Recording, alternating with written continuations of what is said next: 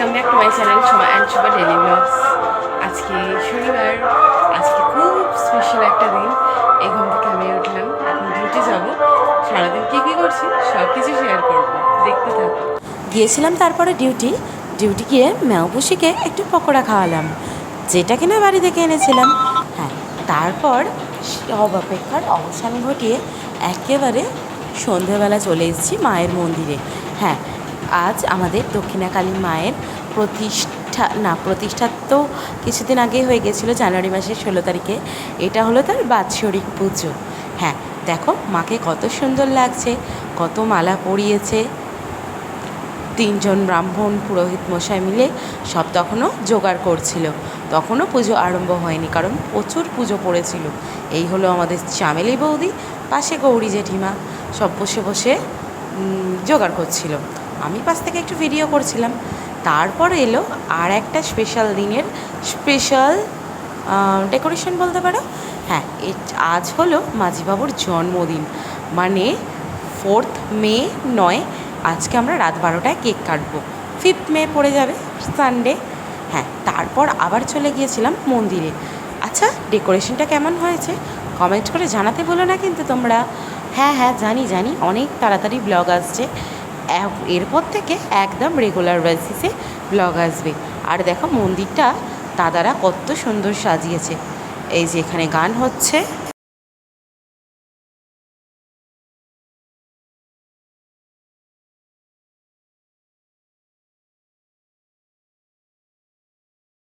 ঘড়ির কাঁটায় 12টা ছুঁই চলে গিয়েছিলাম ছট করে বাড়িতে কাটতে মাঝিবাবুর cake.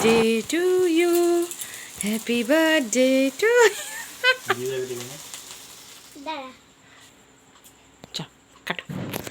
Happy birthday to you বল।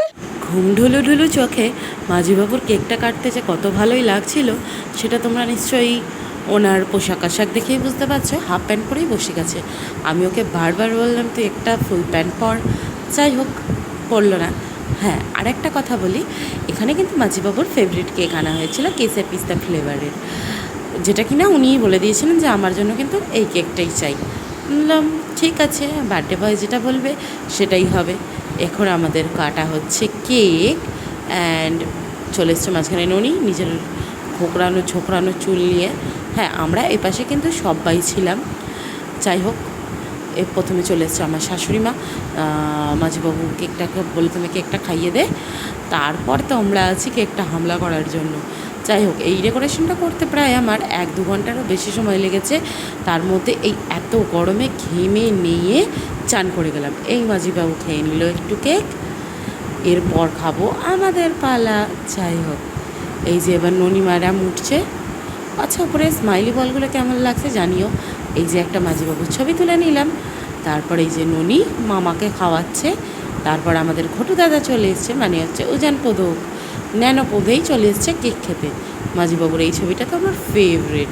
তারপর আমি ছবি তুললাম আর দিলাম অনেক অনেক শুভেচ্ছা জন্মদিনের।